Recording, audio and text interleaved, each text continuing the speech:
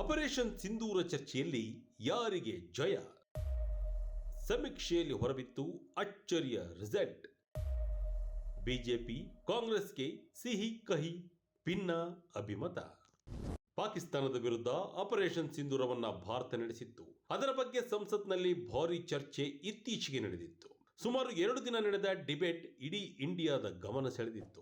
ಈ ಚರ್ಚೆಯಲ್ಲಿ ಪ್ರಧಾನಿ ನರೇಂದ್ರ ಮೋದಿ, ಗೃಹ ಸಚಿವ ಅಮಿತ್ ಶಾ, ವಿರೋಧ ಪಕ್ಷದ ನಾಯಕ ರಾಹುಲ್ ಗಾಂಧಿ, ಪ್ರಿಯಾಂಕಾ ಗಾಂಧಿ ವಾದ್ರಾ ಅಬ್ಬರಿಸಿ ಬೊಬ್ಬಿರಿದಿದ್ದರು. ಈ ಬಿರುಸಿನಲ್ಲಿ ಗೆದ್ದವರ್ಯಾರು, ಸೋತವರ್ಯಾರು, ಜನರ ಮನಸ್ಸಿನಲ್ಲಿ ಏನಿದೆ ಎಂಬ ಪ್ರಶ್ನೆಗಳು ಸೃಷ್ಟಿಯಾಗಿದ್ದವು. ಇದೀಗ ಈ ಪ್ರಶ್ನೆಗಳಿಗೆ ಉತ್ತರ ಸಿಕ್ಕಿದೆ. ವೀಕ್ಲಿ ವೈಬ್ ನಡೆಸಿದ ಸಮೀಕ್ಷೆ ರಿವೀಲ್ ಆಗಿದ್ದು, ಈ ರಿಪೋರ್ಟ್ ರಾಜಕೀಯ ಪಡುಸಾಲೆಯಲ್ಲಿ ತೀವ್ರ ಚರ್ಚೆಗೆ ಗ್ರಾಸವಾಗಿದೆ. ವೀಕ್ಲಿ ವೈಬ್ ರಿಪೋರ್ಟ್ ಪ್ರಕಾರ ಪ್ರಧಾನಿ ನರೇಂದ್ರ ಮೋದಿ ನೇತೃತ್ವದ ಎನ್ಡಿಎ ಸರ್ಕಾರವು ಸಂಸತ್ತಿನಲ್ಲಿ ಮೇಲುಗೈ ಸಾಧಿಸಿದಂತೆ ಕಂಡರೂ ಕೂಡ ವಿಪಕ್ಷಗಳು ಯುವಕರು ಮತ್ತು ಮಹಿಳೆಯರ ಮನಗೆಲ್ಲುವಲ್ಲಿ ಯಶಸ್ವಿಯಾಗಿವೆ.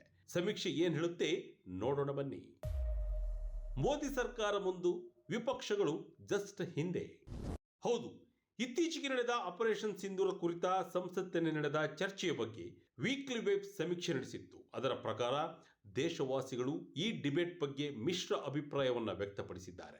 ಈ ಚರ್ಚೆಯಲ್ಲಿ 43.4% ಜನರು ಪ್ರಧಾನಿ ನರೇಂದ್ರ ಮೋದಿ ನೇತೃತ್ವದ ಸರ್ಕಾರದ ಸ್ಪಷ್ಟ ಮೇಲುಗೈ ಸಾಧಿಸಿದೆ ಎಂದು ಅಭಿಪ್ರಾಯಪಟ್ಟಿದ್ದಾರೆ.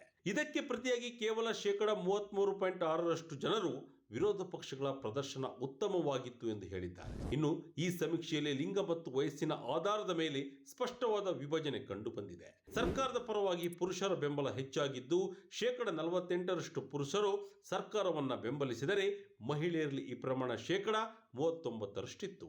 ಹಾಗೆಯೇ ವಯಸ್ಸಾದವರಲ್ಲಿ ಎನ್ಡಿಎ ಸರ್ಕಾರಕ್ಕೆ ಹೆಚ್ಚಿನ ಬೆಂಬಲ ವ್ಯಕ್ತವಾಗಿದೆ. 35 ವರ್ಷ ಮೇಲ್ಪಟ್ಟವರಲ್ಲಿ 52% ಮಂದಿ ಸರ್ಕಾರದ ಪರ ನಿಂತರೆ, ಯುವ ಜನರಲ್ಲಿ ಅಂದರೆ 18ರಿಂದ 34 ವಯಸ್ಸಿನವರು ಕೇವಲ 33ರಿಂದ 36% ಮಾತ್ರ ಬೆಂಬಲಿಸಿದ್ದಾರೆ. ಇದು ಯುವ ಮತದಾರರು ವಿಪಕ್ಷಗಳತ್ತ ಹೆಚ್ಚು ಒಲವು ತೋರಿರುವುದನ್ನು ಸೂಚಿಸುತ್ತದೆ.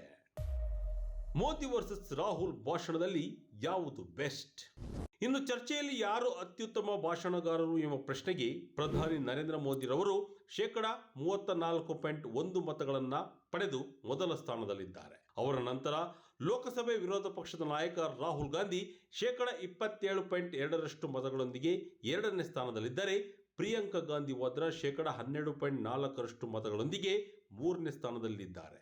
ಇಲ್ಲಿಯೂ ಲಿಂಗಾಧಾರಿತ ವಿಭಜನೆ ಸ್ಪಷ್ಟವಾಗಿ ಗೋಚರಿಸಿದೆ. 40% ಪುರುಷರು ಪ್ರಧಾನಿ ಮೋದಿ ಅವರದ್ದು ಅತ್ಯುತ್ತಮ ಭಾಷಣ ಎಂದರೆ, ಕೇವಲ 28% ಮಹಿಳೆಯರು ಮೋದಿ ಭಾಷಣವನ್ನು ಒಪ್ಪಿದ್ದರು. ಇದಕ್ಕೆ ತದ್ವಿರುದ್ಧವಾಗಿ ರಾಹುಲ್ ಗಾಂಧಿ ಭಾಷಣಕ್ಕೆ 31% ಮಹಿಳೆಯರು ಸೈ ಎಂದಿದ್ದರೆ, 24% ಪುರುಷರು ಮಾತ್ರ ರಾಹುಲ್ ಭಾಷಣ ಚೆನ್ನಾಗಿತ್ತು ಎಂದಿದ್ದಾರೆ. ಉಳಿದವರು ಇತರ ನಾಯಕರ ಭಾಷಣ ಚೆನ್ನಾಗಿತ್ತು ಎಂಬುದನ್ನು ಹೇಳಿದ್ದಾರೆ. ಟ್ರಂಪ್ ಸೀಸ್ ಫೈರ್ ಹೇಳಿಕೆ ನಿಜವೇ?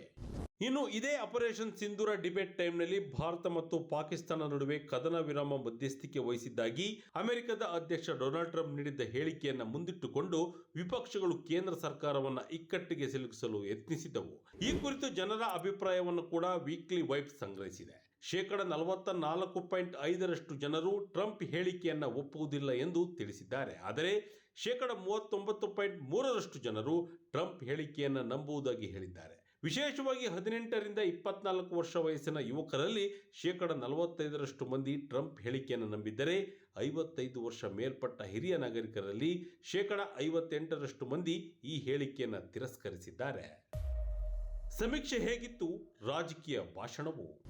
ಅದಲ್ಲದೆ ಈ ಚರ್ಚೆಯ ಗುಣಮಟ್ಟದ ಬಗ್ಗೆ ಜನರು ಏನು ಅಂದುಕೊಂಡರು ಎಂಬುದಕ್ಕೆ ನಿರಾಶಾದಾಯಕ ಉತ್ತರ ಸಿಕ್ಕಿದೆ. ಸಮೀಕ್ಷೆಯಲ್ಲಿ ಭಾಗವಹಿಸಿದವರಲ್ಲಿ ಬಹುಪಾಲು ಅಂದರೆ 47.7% ಜನರು ಈ ಚರ್ಚೆಯು ರಾಷ್ಟ್ರೀಯ ಭದ್ರತೆಯ ಗಂಭೀರ ವಿಷಯದ ಮೇಲೆ ಚರ್ಚೆಗಿಂತ ಹೆಚ್ಚಾಗಿ ರಾಜಕೀಯ ಪ್ರೇರಿತ ಮತ್ತು ಸರಾಸರಿ ಮಟ್ಟದಾಗಿತ್ತು ಎಂದು ಅಭಿಪ್ರಾಯಪಟ್ಟಿದ್ದಾರೆ. ಕೇವಲ 25.5% ಮಂದಿ ಇದನ್ನು ಉತ್ತಮ ಮತ್ತು ತೃಪ್ತಿದಾಯಕ ಎಂದು ಕರೆದರೆ, 15.2% ಜನರು ಕಳಪೆ ಮತ್ತು ನಿರಾಶಾದಾಯಕ ಎಂದು ಬಣ್ಣಿಸಿದ್ದಾರೆ. ಒಟ್ಟಿನಲ್ಲಿ ಆಪರೇಷನ್ ಸಿಂಧೂರ್ ಮೇಲಿನ ಸಂಸತ್ ಚರ್ಚೆಯು ರಾಜಕೀಯ ಪಕ್ಷಗಳಿಗೆ ಒಂದು ರೀತಿಯ ಮಿಶ್ರ ಫಲ ನೀಡಿದೆ. ಅಂಕಿಅಂಶಗಳ ಪ್ರಕಾರ ಸರ್ಕಾರ ಸಂಸತ್ತಿನಲ್ಲಿ ಮೇಲುಗೈ ಸಾಧಿಸಿದೆ. ಆದರೆ ಯುವಕರು ಮತ್ತು ಮಹಿಳೆಯರಂತಹ ಪ್ರಮುಖ ವರ್ಗಗಳ ಮನಸ್ಸನ್ನು ತಲುಪುವಲ್ಲಿ ವಿಪಕ್ಷಗಳು ಯಶಸ್ವಿಯಾಗಿವೆ. ಆದರೆ ಜನರ ದೃಷ್ಟಿಯಲ್ಲಿ ಈ ಇಡೀ ಚರ್ಚೆಯು ರಾಷ್ಟ್ರದ ಭದ್ರತೆಯ ಹಿತಾಸಕ್ತಿಗಿಂತ ರಾಜಕೀಯ ನಾಟಕವಾಗಿಯೇ ಕಂಡಿದ್ದು, ಪ್ರಜಾಪ್ರಭುತ್ವದ ಗಂಭೀರ ಚರ್ಚೆಗಳ ಗುಣಮಟ್ಟದ ಬಗ್ಗೆ ದೊಡ್ಡ ಪ್ರಶ್ನೆಯನ್ನು ಹುಟ್ಟುಹಾಕಿದೆ.